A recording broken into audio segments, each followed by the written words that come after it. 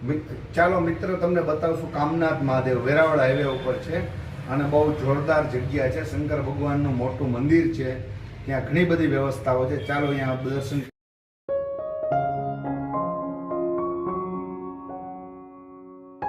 કામનાથ મહાદેવ મંદિરે વેરાવળ હાઈવે ઉપર હવે દર્શન કરીએ મહાદેવજીના.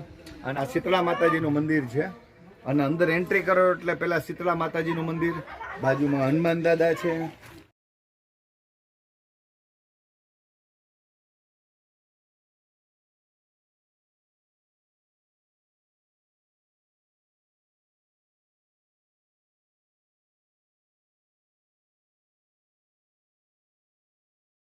બેસવાની સીટ છે બધી બાજુ અને આ બહુ મંદિરની વિશાળ જગ્યા છે. જો અત્યારે બધા છોકરાઓ પૂજા કરે છે, સેવા કરે છે. હમણાં આરતીનો ટાઈમ છે.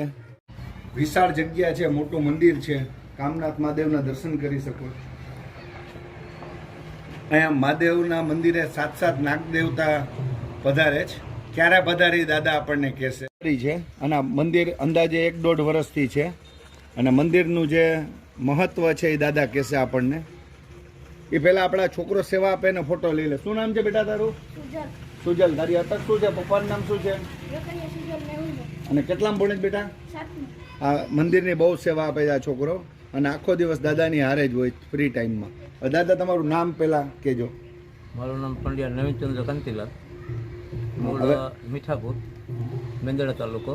અત્યારે હું 5 વર્ષથી અહીંયા રહું છું અને 5 વર્ષથી અહીંથી નીકળતો ત્યારે મેં એક વખત પ્રત્યક્ષ નાગદાદાના દર્શન કરેલા, બરાબર.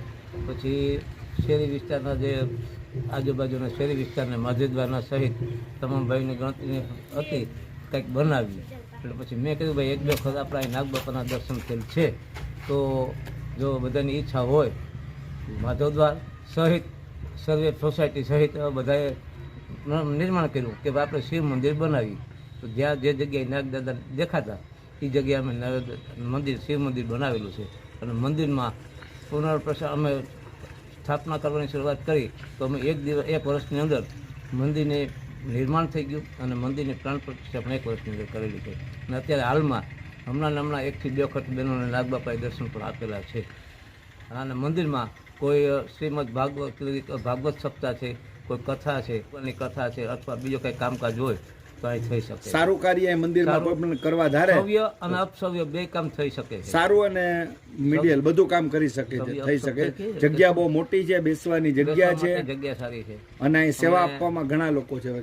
અને આ લોકોને બધાને અહીંયા કામનાથ દાદાની દયાથી બધાને ખૂબ સારું અને બધાને બાળકોને રમવા માટે ગ્રાઉન્ડ પણ સાથે રાખેલું છે એટલે બાળકો પણ રમી શકે, બહેનો પણ આરતીમાં 2 ટાઈમ આવી શકે છે. સવારે 6:30 આરતીનો સમય છે અને સાંજના 7 વાગ્યાનો સમય છે.